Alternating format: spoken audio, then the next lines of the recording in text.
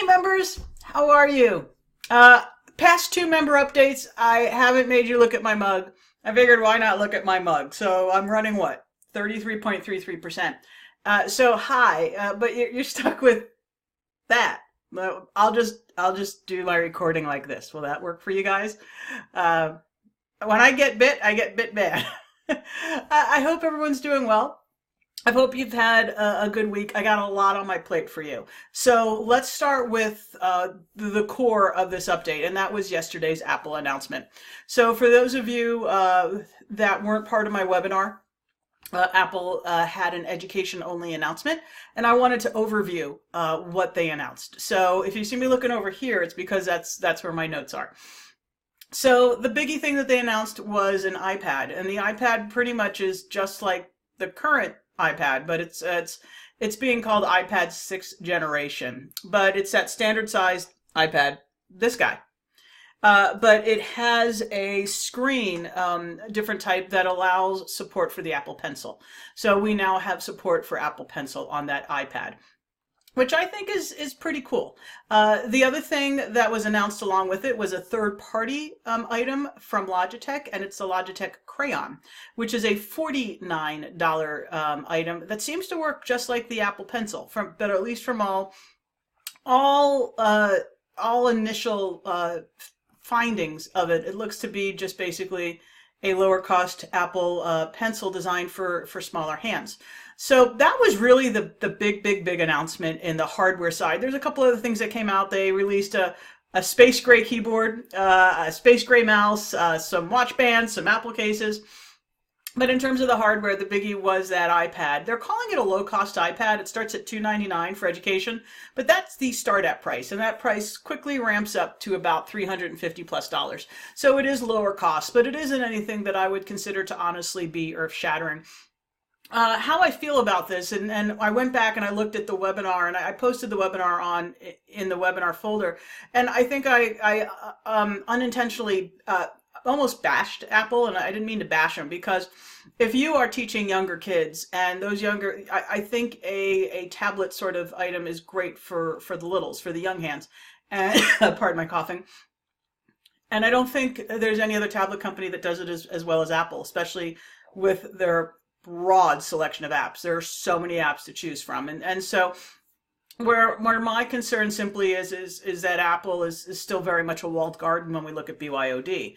So if a teacher is teaching young kids and they have iPads that they're teaching those kids with, they're very happy about that pencil or the new iPad announcement with pencil support, and I'm happy for them. That number of teachers, though, who have that controlled environment that is iPad only, I think is a small one, and that's where my concern is. And it's really, I don't think there's anything we can do about it. I think for Apple to play nice with others, they would have to do a major core change to their architecture. And one of the things that makes them so good is the fact that they control their architecture, and they don't open it up, and they don't play with others, so to speak. And it allows to have a pretty easy operating system to use, and also to develop for. So we're kind of stuck.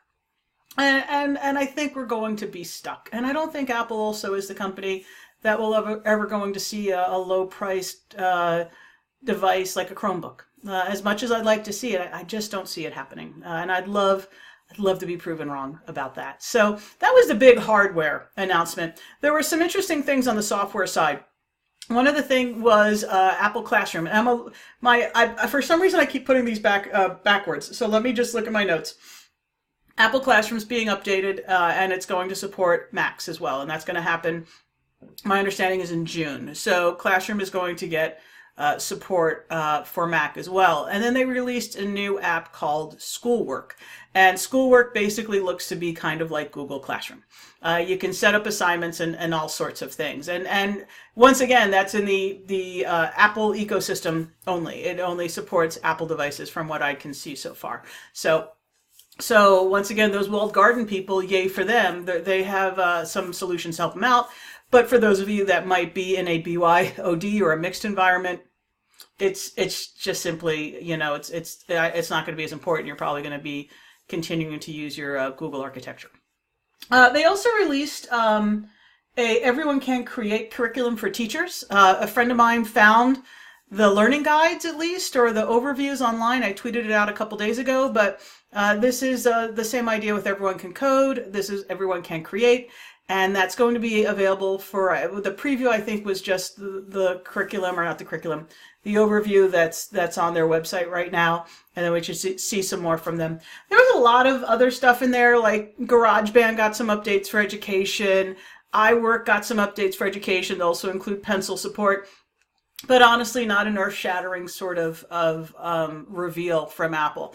It wasn't anything major, and I think that's one of the reasons it wasn't recorded. It was just simply a couple things, trying to say that they still have a focus on education. And honestly, with the architecture and how they offer their architecture, they are focused on education. It's just that I think we want more from Apple, and like I said, I don't think Apple's going to be that company. And I would love to find out they are, but it would also come at a price. And I keep saying the same thing, so I'm going to stop saying that.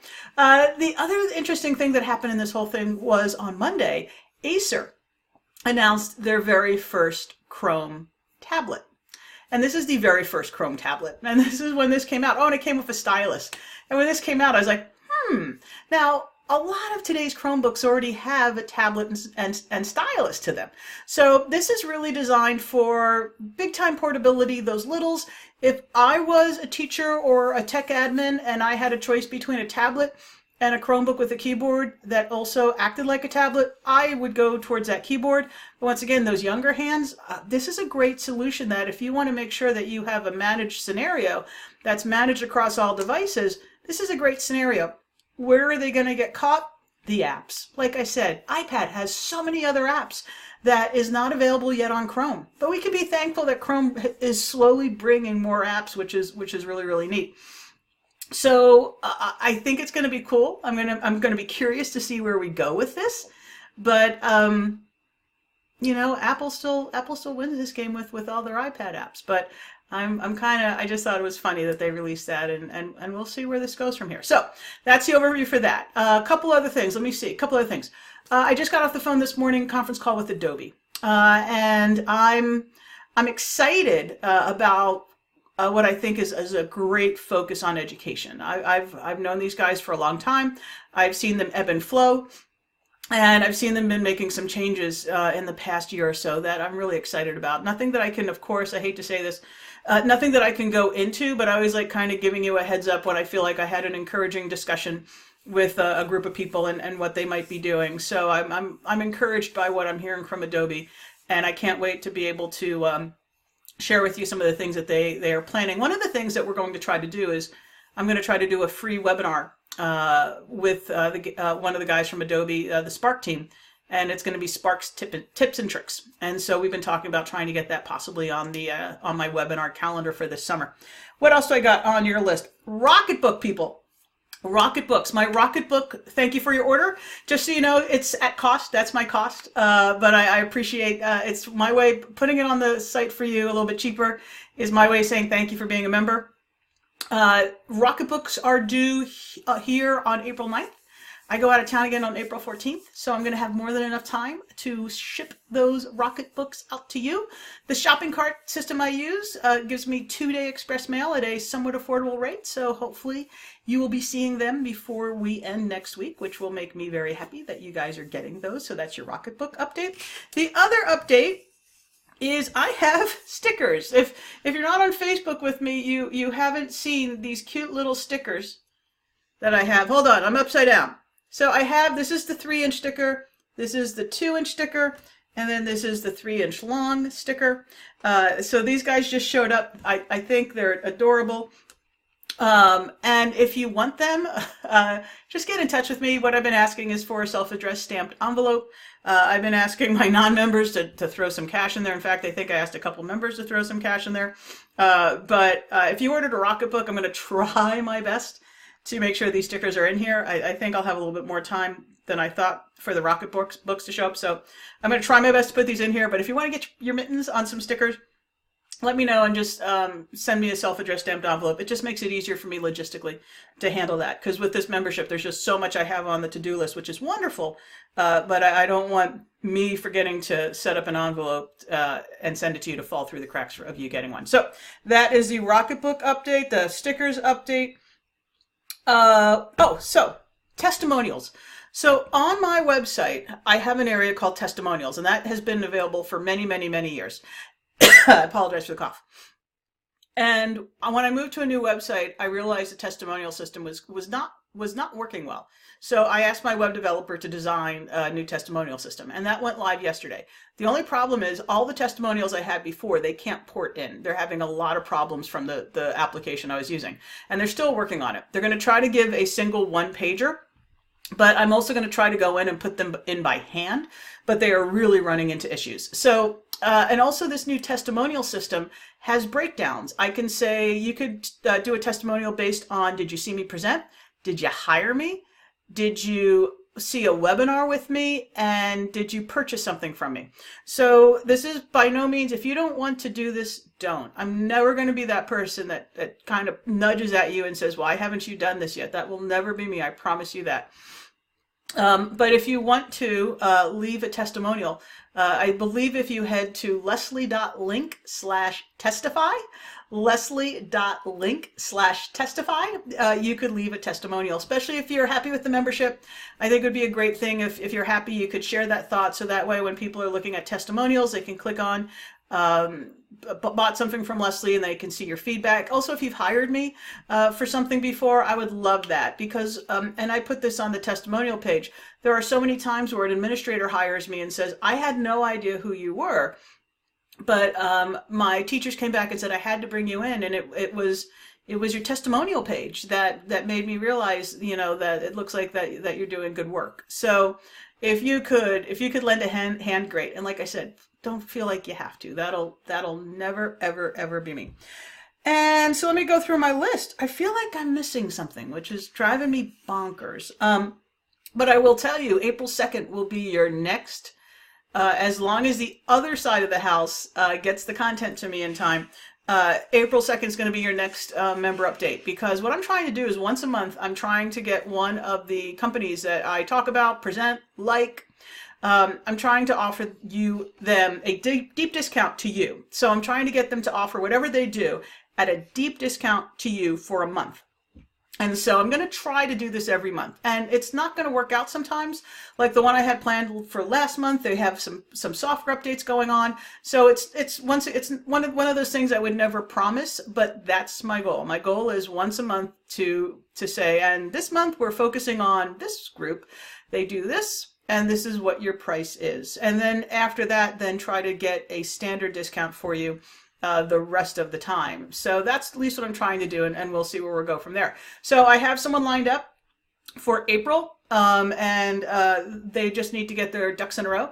And so once they get their ducks in a row, hopefully I will then make a little video and tell you a little bit about the product if you're not already familiar with it. And then you have a month to decide if you want to spend the money and get the product for a deeper discount. So and lastly, like I said, I'm open to any suggestions, whatnot you have.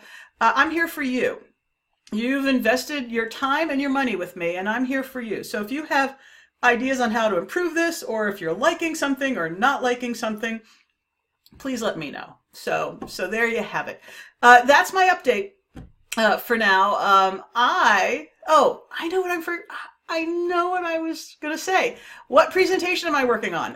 Your next presentation that you should be getting is the Google you might not know about. I have been hard at work updating the presentations to just increase the quality of them, because my presentations previously were kind of like Cliff Notes, because I would always be in front of them. Well, if you're downloading them, they need to kind of stand on their own now. And I've been working as best as I can to increase the quality of those presentations so you could read the slides and not have me in front of you updating or giving you more content. And as an aside, I'm going to be adding little video demo snippets. You'll see in the presentation extended view, there is Adobe Gone Mobile extended view, and that's what I'm going to try to do to these presentations down the line. But first, I got to get the majority of my presentations posted. So I guess that's a long way of saying I'm trying to take it a little bit easy on my presentation brain this week, because I have this week and next week off. So I'm going to hold off on updating it this week, and I hope you forgive me. Also, if you noticed, I'm in golf clothes. I haven't golfed in months. My first time out golfing was Sunday, and I'm going out today with a friend. So I'm trying to give my brain and body a tiny change of pace. But just so you know, your next presentation, I hope that it will be around next week for you, is going to be the Google you might not know about. And just so you know, I also have, I think I have 6 new presentations that I've been booked for over the summer. So you're going to see new presentations show up that I've never presented before, and so you're going to see the resources for those show up. And then I think I still have another 10 or so presentations that over the next few weeks that I will be updating and placing into the member area. So once again, thank you so much for being a member. I hope it's worth your time. It's been very nourishing, for lack of a better word, for me. It's been improving the quality of my presentations. It's just great. So thank you guys. I've rambled long enough. I hope you have a wonderful day. I hope you have a wonderful week and a very happy Easter. And my hope is to chime back in with you on April 2nd. Take care, guys. Bye.